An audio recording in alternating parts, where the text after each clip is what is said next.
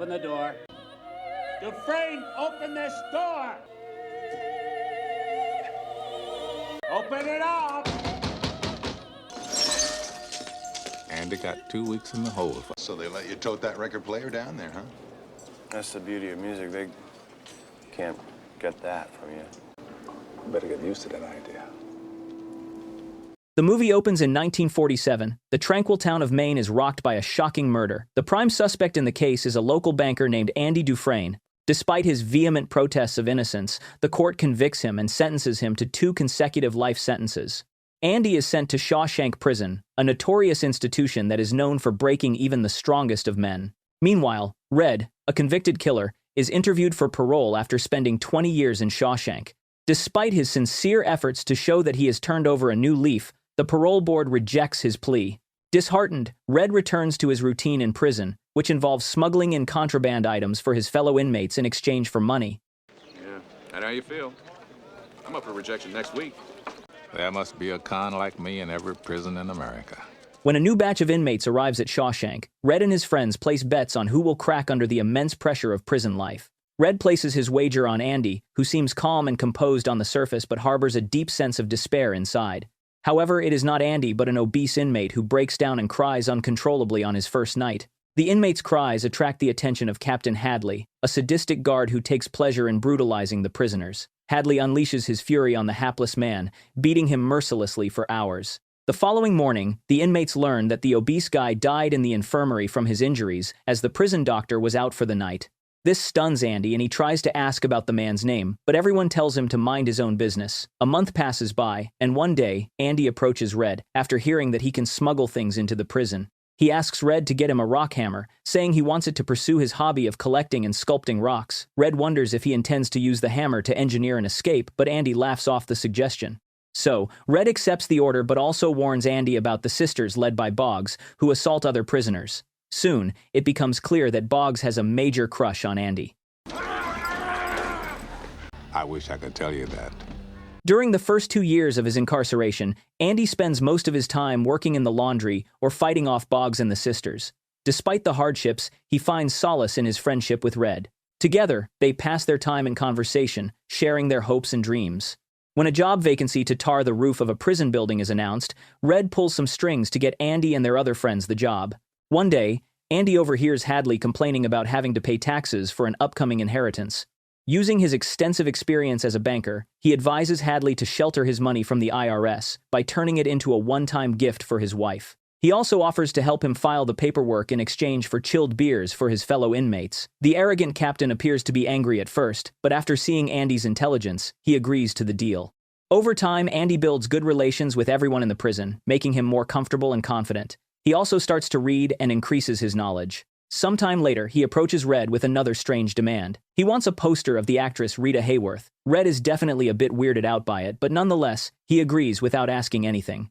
Later, Andy runs into the sisters, who again try to force themselves on him, but this time, he confidently challenges them, saying he isn't afraid to die. He even threatens to bite off their manhoods if they come any closer to him. The sisters are taken aback by his courage, and so they decide against testing his threat. However, they beat him to a pulp, putting him in the infirmary for a month. As a result, Boggs is given solitary confinement, and when he comes out, he is beaten by Hadley and his men. The beating is so severe that he permanently becomes handicapped and is transferred to a prison hospital. Boggs' gang members also move on and leave Andy alone for good. When Andy is finally released from the infirmary, Red and the others gift him a bunch of sculptable rocks and a giant poster of Rita Hayworth. Soon, Warden Samuel Norton learns about Andy's skills and uses a surprise cell inspection to meet him. He finds him reading the Bible and discusses his favorite verses as the guards turn the cell upside down for smuggled goods. After failing to find anything illegal, Norton encourages Andy to keep reading the Bible, saying that salvation lies within. Later, Andy learns that he has been assigned to work in the prison library as the assistant of an aging inmate Brooks Halton. In return, he gives financial advice to the prison guards and helps them file their income tax returns. One day, he gets an idea to expand the prison library to help other inmates broaden their horizons. On Norton's advice, he asks the Maine State Senate for funds by writing letters every week. Over time, he becomes so popular that even the guards from other prisons seek his service when they visit Shawshank for an inter-prison baseball tournament. Andy also becomes Norton's personal financial advisor. One day, something takes over Brooks and he holds an inmate hostage, threatening to kill him. It's then revealed that Brooks, after serving a staggering 50 years behind bars, is due to be released from Shawshank Prison. But as the reality of freedom looms before him, he finds himself unable to cope with the outside world. He feels lost, terrified, and alone, convinced that he will never be able to adapt to life on the outside. In a desperate attempt to cling on to the only life he's ever known, Brooks resorts to drastic measures, taking a fellow prisoner hostage. But in the midst of the chaos, Andy steps forward and convinces Brooks to calm down. He reminds him that there's still a whole world waiting for him beyond the prison walls.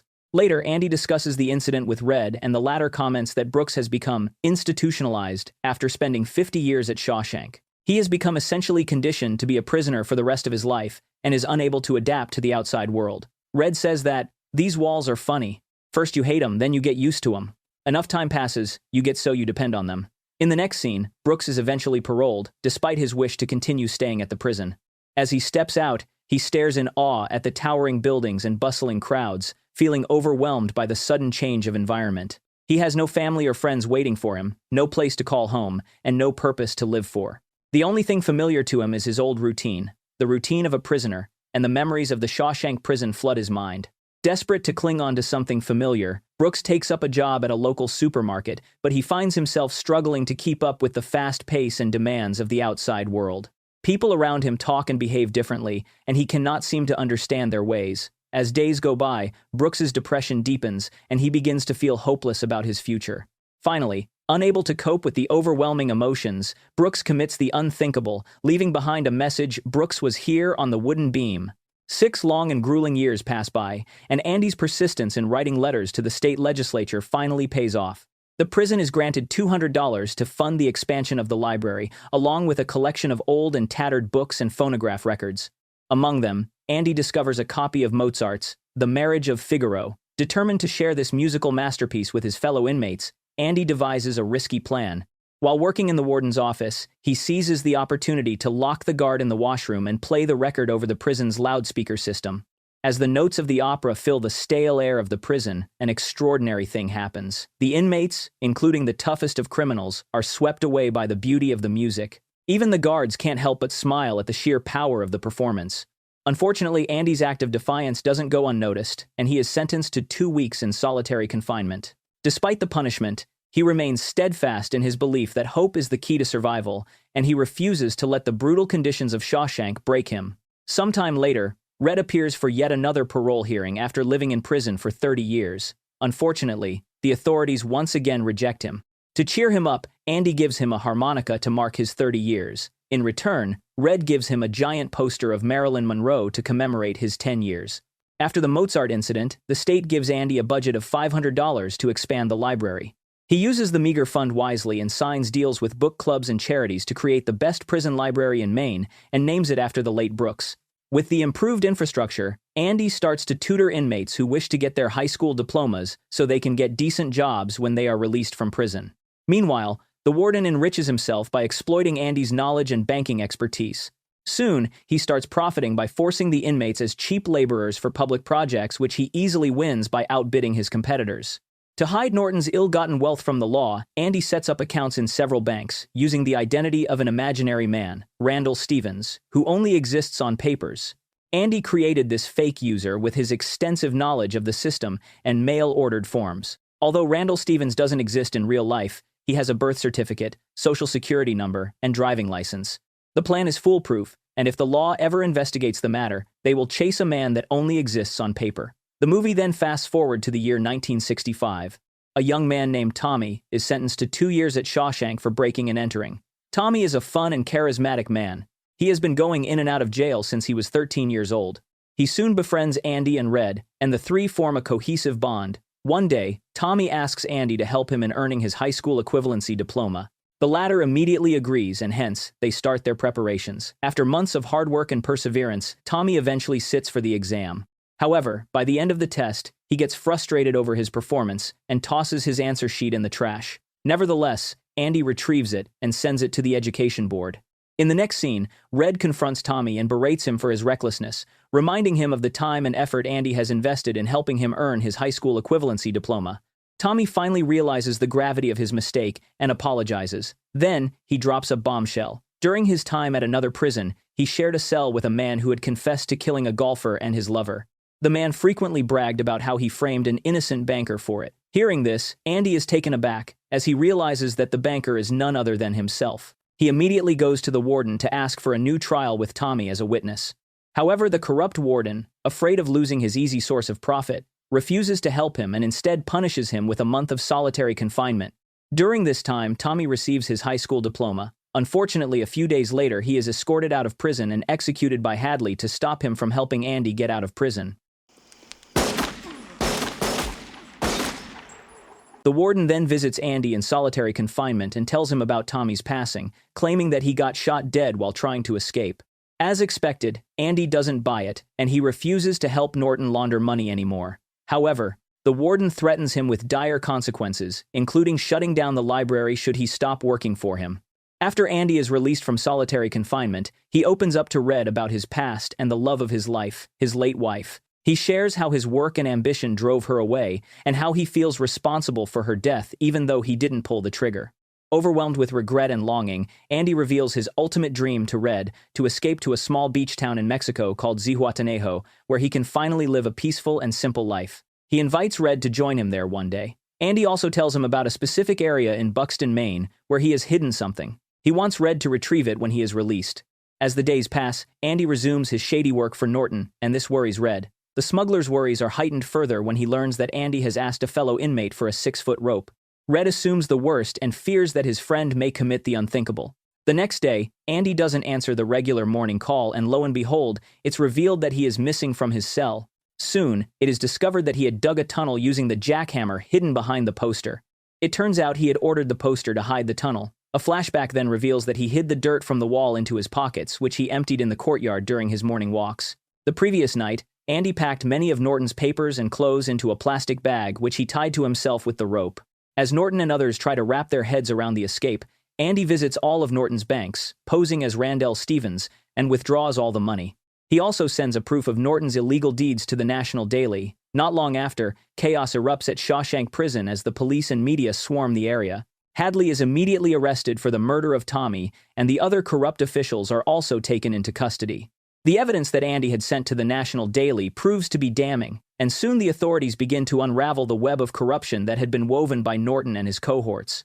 But before the police can arrest Norton, he commits the unthinkable to avoid the humiliation of being exposed. In the end, justice is served, and Andy's legacy lives on as a symbol of hope and perseverance in the face of injustice. Sometime later, Red receives an anonymous postcard from Fort Hancock, Texas, and his heart races with anticipation as he reads it. It is a brief message from his old friend, Andy, telling him that he has finally made it to his dream destination, Zihuatanejo. Red feels a mix of emotions. He is happy that Andy has achieved his long-held dream of freedom and starting anew, but at the same time, he is sad that he won't have his friend around anymore. He can't help but wonder how Andy is faring, if he is happy, if he still thinks about his time in Shawshank. As he stares at the postcard, he remembers Andy's words, "Some birds are not meant to be caged because their feathers are too bright." Red smiles through his tears, knowing that Andy is one of those birds, and feels grateful for the time they spent together. The scene then cuts to Red's parole hearing in 1967. This time, he doesn't try to impress the board. Instead, he tells them in contempt how rehabilitated is a made-up word invented to justify them having their job. He also earnestly expresses regrets for his actions of the past. Red says that he will have to live with that for the rest of his life. At last, he asks the board to stop wasting his time and leave him alone. To his astonishment, Red's parole is approved this time around. He is then housed in the same room where Brooks took his own life. Moreover, Red starts working at the same supermarket. Like Brooks, there are moments when he considers committing a crime so he can be sent to prison, but every time, he remembers the promise he made to Andy. Ultimately, he visits Buxton and finds the stone wall where Andy had hidden something. It is revealed to be a small box containing a large sum of cash and instructions to come find him in Zihuatanejo. In the letter, Andy says that he really looks forward to seeing him as he needs somebody who can get things for a project of his. Red finally realizes the power of hope and optimism. Before leaving, he carves a message on the wooden beam which now says, "Brooks was here, so was Red." Despite violating his parole, Red feels liberated as he crosses the border at Fort Hancock, leaving behind the oppressive past that held him back for so long. He looks forward to reuniting with Andy and embarking on a new adventure, knowing that his friend has given him the gift of hope and the strength to pursue his dreams. The movie ends as the two friends finally reunite on the Pacific Coast beach, making up for a happy ending.